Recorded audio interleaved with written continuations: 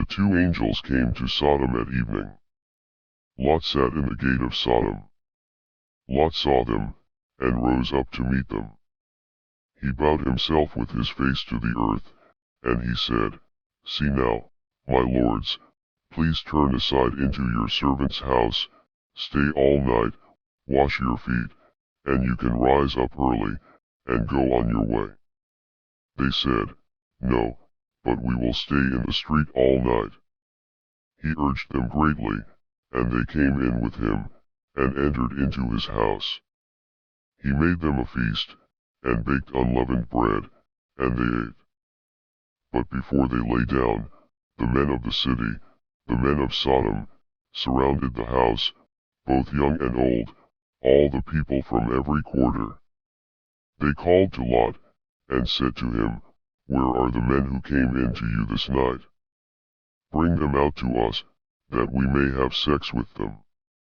Lot went out to them to the door, and shut the door after him. He said, "Please, my brothers, don't act so wickedly.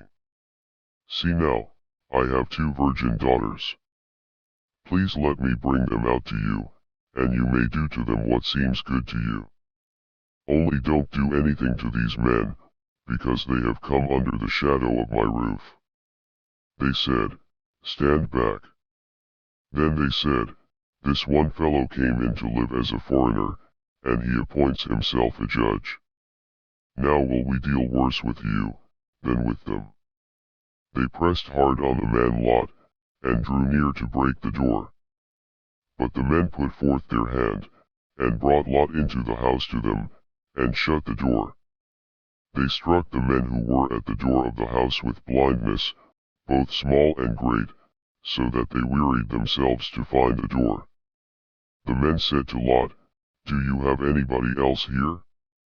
Sons-in-law, your sons, your daughters, and whoever you have in the city, bring them out of the place, for we will destroy this place, because the outcry against them has grown great before Yahweh, that Yahweh has sent us to destroy it." Lot went out, and spoke to his sons-in-law, who were pledged to marry his daughters, and said, "Get up. Get out of this place, for Yahweh will destroy the city." But he seemed to his sons-in-law to be joking. When the morning came, then the angels hurried Lot, saying, "Get up. Take your wife, and your 2 daughters who are here, lest you be consumed in the iniquity of the city." But he lingered, and the men grabbed his hand, his wife's hand, and his 2 daughters' hands, Yahweh being merciful to him, and they took him out, and set him outside of the city. It came to pass, when they had taken them out, that he said, "Escape for your life. Don't look behind you, and don't stay anywhere in the plain. Escape to the mountains, lest you be consumed." Lot said to them, "Oh, not so, my lord.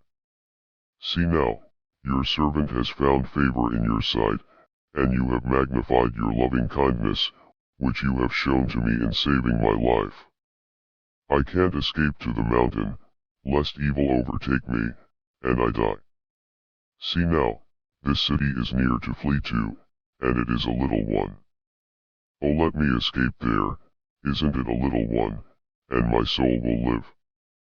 He said to him, "Behold, I have granted your request concerning this thing also, that I will not overthrow the city of which you have spoken. Hurry, escape there, for I can't do anything until you get there." Therefore the name of the city was called Zor. The sun had risen on the earth when Lot came to Zor. Then Yahweh rained on Sodom and on Gomorrah sulfur and fire from Yahweh out of the sky. He overthrew those cities, all the plain, all the inhabitants of the cities, and that which grew on the ground. But his wife looked back from behind him, and she became a pillar of salt. Abraham got up early in the morning to the place where he had stood before Yahweh. He looked toward Sodom and Gomorrah, and toward all the land of the plain, and looked, and saw that the smoke of the land went up as the smoke of a furnace. It happened, when God destroyed the cities of the plain, that God remembered Abraham, and sent Lot out of the middle of the overthrow, when he overthrew the cities in which Lot lived. Lot went up out of Zoar, and lived in the mountain, and his 2 daughters with him, for he was afraid to live in Zoar. He lived in a cave with his 2 daughters. The firstborn said to the younger, Our father is old, and there is not a man in the earth to come in to us in the way of all the earth. Come, let's make our father drink wine, and we will lie with him, that we may preserve our father's seed. They made their father drink wine at night, and the firstborn went in, and lay with her father. He didn't know when she lay down, nor when she arose. It came to pass on the next day, that the firstborn said to the younger, Behold, I lay last night with my father. Let us make him drink wine again, tonight. You go in, and lie with him, that we may preserve our father's seed.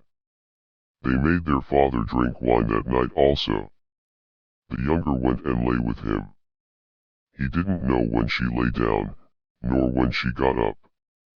Thus both of Lot's daughters were with child by their father.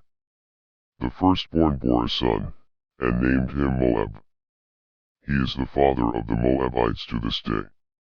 The younger also bore a son, and called his name Ben-Ammi. He is the father of the children of Ammon to this day.